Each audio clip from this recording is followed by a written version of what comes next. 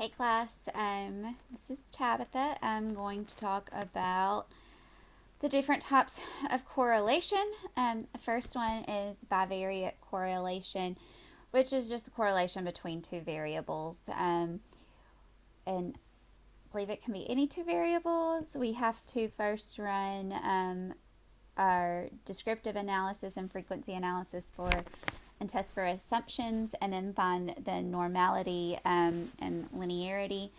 And you can see the bivariate correlation, whether there's a correlation between those two variables. You can see it graphically based on the scatter plot and which way the line is going, or if there is any line to be drawn, or if it's just all over the place. But you can also use Pearson's correlation coefficient R to determine it numerically, and that's what you would use when you are actually listing your results. And you want that to be plus or minus 1.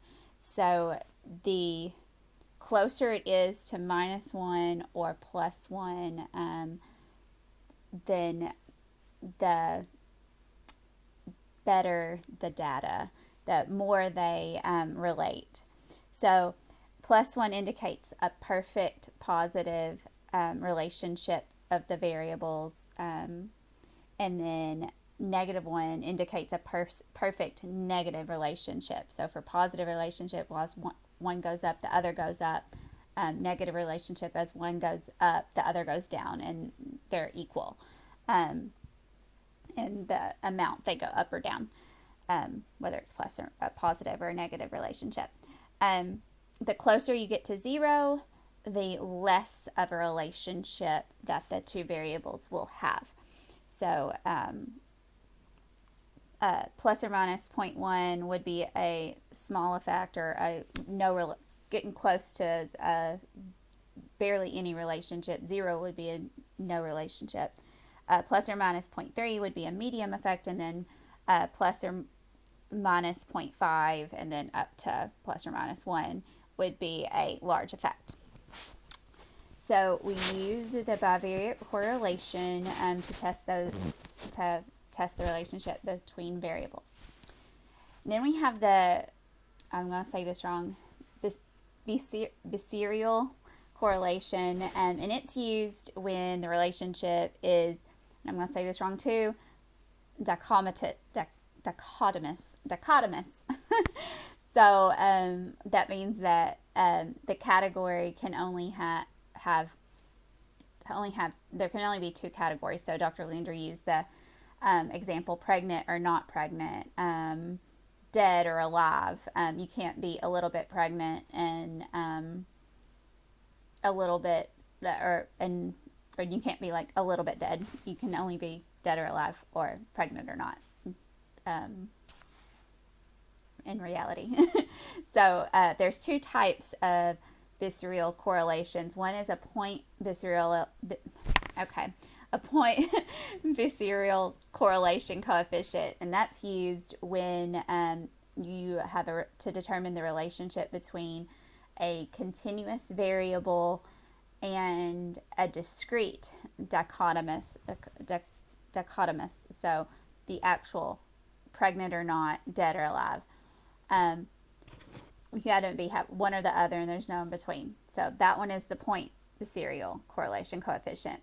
You also have a regular, I guess it's not called regular, but a Biserial correlation coefficient, and that's used when you want to determine the relationship between that continuous variable and then a continuous dichotomous. So yes, while there might be, as the book points out, you can have a pass or a fail, it's a continuum. So you can pass by a little, maybe a 75% is passing and you made a 75%, or maybe you passed with a 99% in a class or on a test, or you failed but you almost didn't. So there's a continuum there.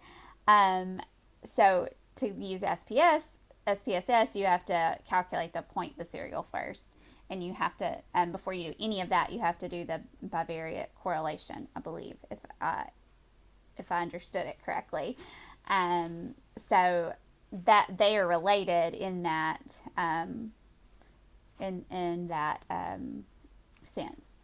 So it sounds like it's really easy to use, so that would be an advantage of this. Make sure I have all of my things I'm supposed to talk about.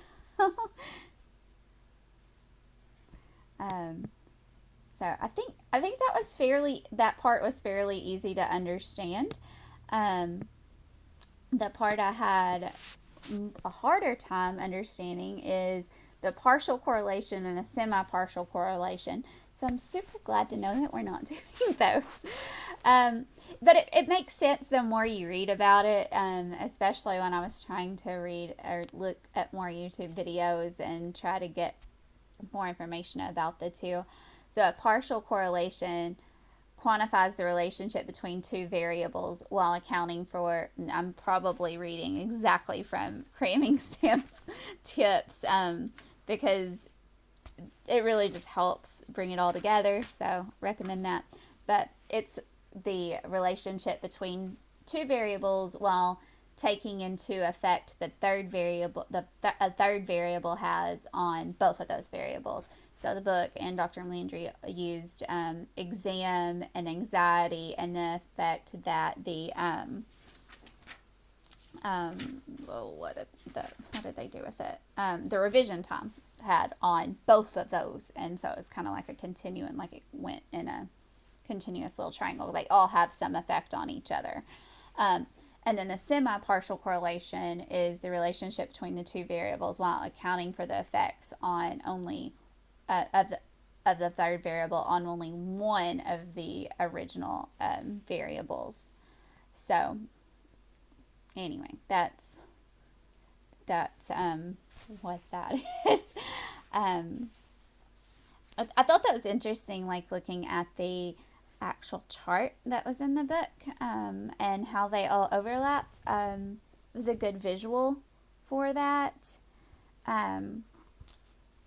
I think with all of them, the first thing you have to do, if I'm not mistaken, the first thing you have to do, and what relates all of these correlations together, is you have to find the correlation first. So you have to find R before you do anything. And it looks like that the way that is done, or the way it's the little subscript, the notation with R, is different depending on what kind of statistic you're using. And I know the Spearman's correlation coefficient and the Kendall's tau are for non-parametric data. Yeah, I'm going to end up getting way off of that and getting into things I don't understand more. I think once I sit down and do the actual calculations, I think it'll make more sense. I haven't got that far yet. But since this is a discussion board, I'm sure after I get more into it and watch more of your videos, we'll figure it out together. So I